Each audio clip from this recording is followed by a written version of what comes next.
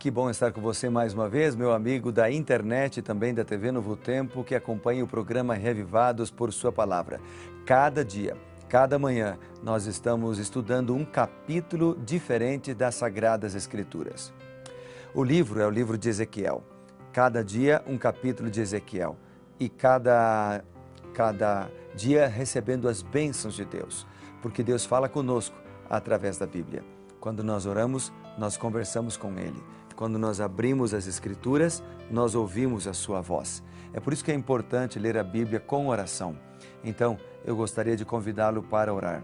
Orar pedindo a sabedoria de Deus, orar pedindo a iluminação do seu Santo Espírito, para que este livro, que é a sua carta, para que este livro, que é a sua voz, seja não uma simples leitura, uma simples análise de um texto literário, mas que este livro seja de fato um livro transformador na nossa vida. E ele transforma.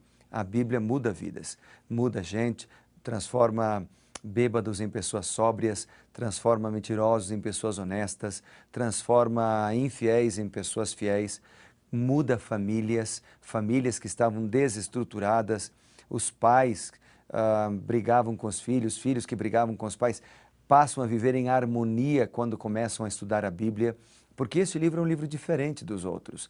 Nele está a revelação de Deus, mas também nele se encontra a presença. Quando a gente abre a Bíblia e lê, a gente encontra a presença de Deus. E a gente é tocado pelo Santo Espírito. E por isso somos reavivados. Vamos orar juntos então? Feche os seus olhos se você puder. Querido Pai, é uma alegria poder estudar a Tua Palavra mais uma vez, a ouvir a Tua Palavra e hoje, ao ler Ezequiel, pedimos a Tua sabedoria, em nome de Jesus. Amém. Vamos lá então, lendo Ezequiel capítulo 44, nós aprendemos muitas lições, assim como cada capítulo. Bem, esse capítulo ele é bem técnico, porque ele fala das reformas do ministério do santuário. Apresenta a porta leste, reservada apenas para o príncipe, mostra a reprovação dos sacerdotes por poluírem o sacerdote, fala dos idólatras que ficaram incapacitados para o ofício do sacerdócio, fala dos filhos de Zadok, que são aceitos nesse ofício, e apresenta também, lá no versículo 17, as ordenanças para os sacerdotes. Então vamos dar uma lida em alguns versos e meditar nelas. Vamos começar desde o versículo 1 e primeiro vamos ler do 1 ao 3. Acompanhe comigo, diz a Bíblia. Então o homem me fez voltar para o caminho da porta exterior do santuário, que olha para o oriente, a qual estava fechada. Disse-me o Senhor, esta porta permanecerá fechada, não se abrirá, ninguém entrará por ela, porque o Senhor, Deus de Israel, entrou por ela. Por isso permanecerá fechada. Quanto ao príncipe, ele se assentará ali por ser príncipe para comer o pão diante do Senhor, pelo vestíbulo da porta entrará e por aí mesmo sairá. Interessante que esse texto ele apresenta um dos vários, onde apresenta a Deus como o mensageiro principal. Disse-me o Senhor. Deus fala conosco ainda hoje, através da Bíblia, como mencionei. Deus fala também através da nossa consciência, nosso pensamento. Então nós precisamos estar em sintonia com o Senhor para ouvir a sua voz. Aqui é mencionada uma porta, a porta do santuário, a porta exterior, a porta oriental do átrio externo, que deveria permanecer fechada. A porta oriental, conhecida atualmente como Porta Dourada, foi construída vários séculos antes de Cristo. E aqui aparece um príncipe, né? O versículo 3 menciona, quanto ao príncipe, ele se assentará ali por ser príncipe para comer pão diante do Senhor. Não sabemos bem a identidade do príncipe mencionado nesse versículo. O termo em hebraico nem sempre diz respeito a um rei ou a um membro da realeza quando fala de príncipe. Não é o Messias, porque Ezequiel, no capítulo 45, verso 22, indica que esse líder, esse príncipe, deveria apresentar uma oferta pelo pecado em favor de si próprio. Talvez seja um dos sacerdotes, filhos de Zadok, que são mencionados no verso 15 e no versículo 16. Mas eu gostaria de chamar a sua atenção para algo que chamou a minha atenção também e que está no versículo 4 e também no versículo 5.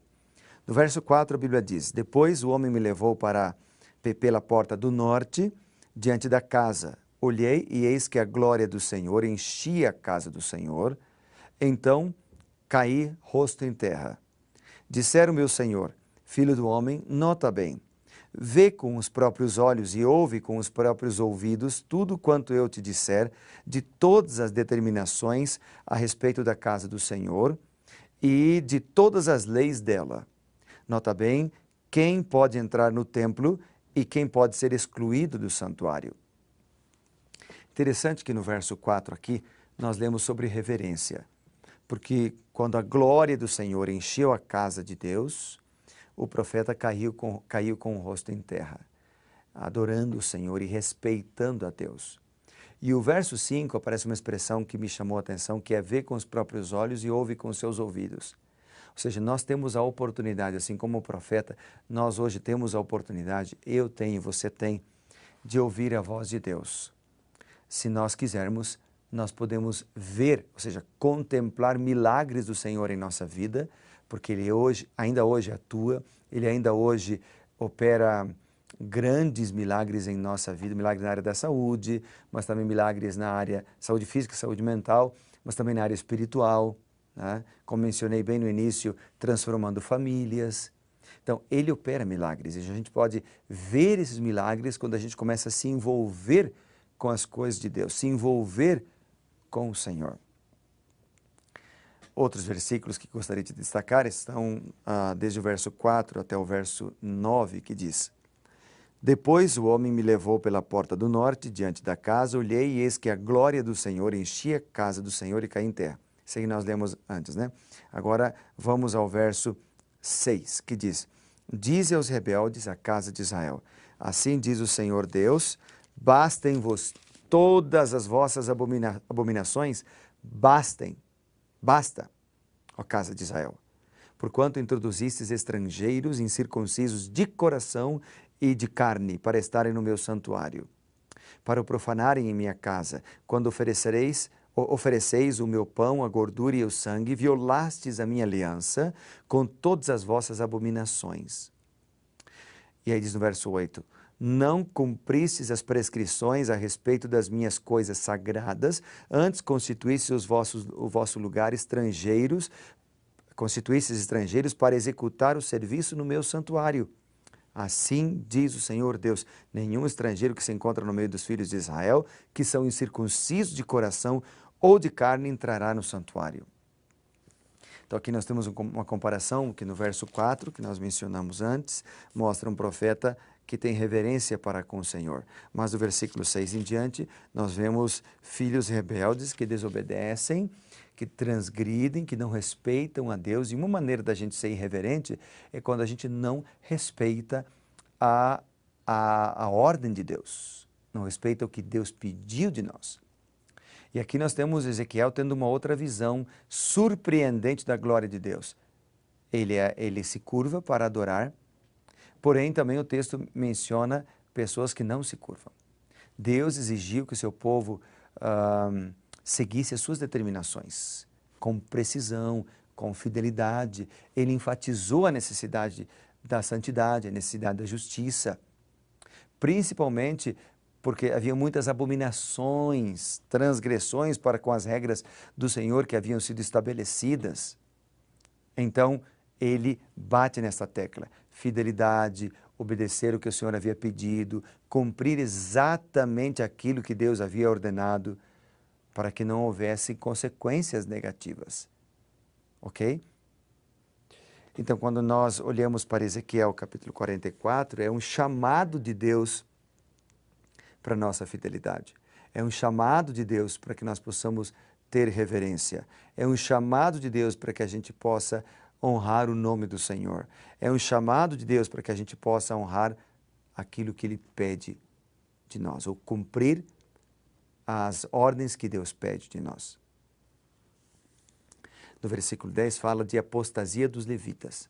O verso 10, ele diz assim, os levitas, porém, se apartaram de mim. Infelizmente, durante a história de Israel, eles não obedeceram também às ordenanças que Moisés havia entregado. e não só se entregaram, mas até estimularam a idolatria e por isso colheram as consequências.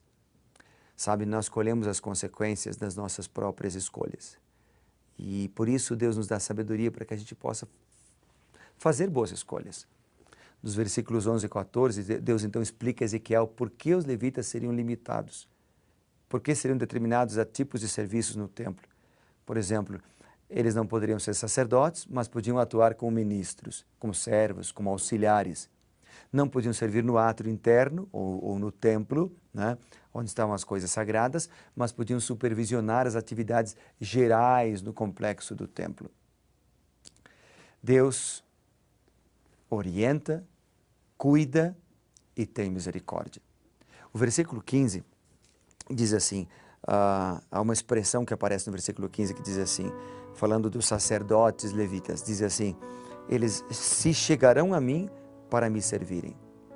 Toda a liderança, quando se trata de liderança espiritual, no mundo empresarial também, mas principalmente no mundo espiritual, a liderança deveria ser uma liderança servidora. Em primeiro lugar, nós, líderes, devemos estar dispostos a seguir a Deus, a servir a Deus. Em segundo lugar, a servir as pessoas. Esta foi a grande atitude e o exemplo do próprio Cristo, do Senhor, o sumo sacerdote. Por isso, nesta hora em que estamos lendo Ezequiel capítulo 44, Deus nos orienta, ainda no verso 20, no verso 21, no verso 23, a fazer diferença entre o santo, entre o profano, a ensinar as coisas que são sagradas para os liderados e a apresentar a Deus uma oferta consagrada, que seja de todo o coração, Senhor. E a maior e melhor oferta é a nossa própria vida. Que Deus nos abençoe para que nós possamos seguir estas orientações do Senhor. Vamos orar? Querido Pai, abençoa cada um de nós, líderes e liderados, para que possamos dedicar a nossa vida com uma oferta especial ao Senhor, fazendo diferença do santo e do profano, dedicando o que temos e somos ao Senhor, dedicamos nosso serviço ao Senhor e assim cumprir também a sua vontade para conosco. Oramos em nome de Jesus. Amém.